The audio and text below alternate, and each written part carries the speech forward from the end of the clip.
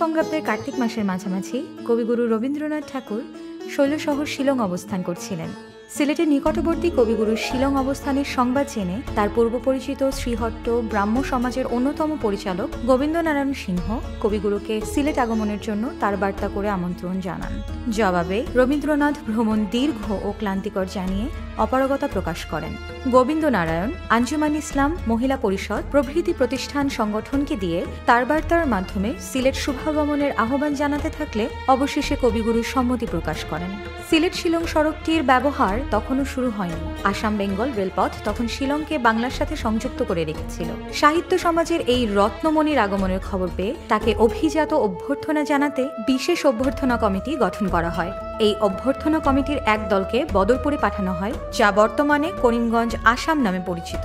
আরেকটি দল, যার মধ্যে শহরের বিশেষ ব্যক্তিবর্গ তথা হরেন্দ্রচন্দ্র সিংহ, ক্ষীরোদচন্দ্র দত্ত, শ্রীযুক্ত ধর্মদাস দত্ত প্রমুখকে কুলাউড়া পাঠানো হয়, যা সিলেট থেকে ৩০ মাইল দূরে অবস্থিত।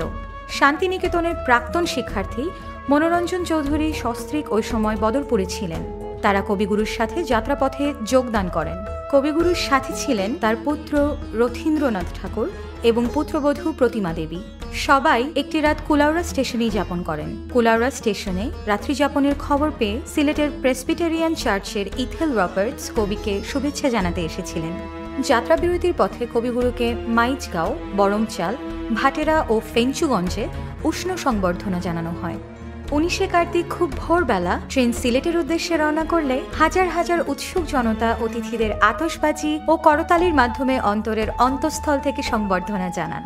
কবিগুরুকে অভ্যর্থনা জানাতে স্থানীয় সম্ভ্রান্তদের মধ্যে তৎকালীন মিউনিসিপ্যালিটির চেয়ারম্যান রায় বাহাদুর সুখময় চৌধুরী, প্রাক্তন মন্ত্রী খান বাহাদুর আব্দুল মজিদ, শ্রীহট্টের কৃতি সন্তান কবির পূর্ব পরিচিত আব্দুল করিম সাহেব, রায় বাহাদুর প্রমোদ চন্দ্র দত্ত প্রথম সারিতে ছিলেন এবং মহিলাদের পক্ষ থেকে নালিনী বালা চৌধুরী দলনেতৃত্ব করেন।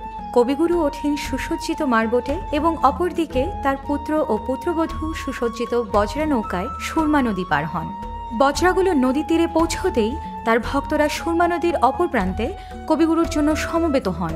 ঐতিহাসিক চাঁদনীঘাটকে সাজানো হয়েছিল ফুল, পতাকা, ফেস্টুন ইত্যাদি দিয়ে।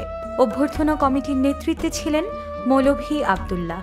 শ্রীহট্টতে কবিগুরু ও তার পরিবারকে স্বাগত জানানোর জন্য মজুমদার, দস্তিদার এবং অন্যান্য বিভিন্ন অভিজাত পরিবারের সদস্যরা ঘোড়ায় চড়ে উপস্থিত ছিলেন।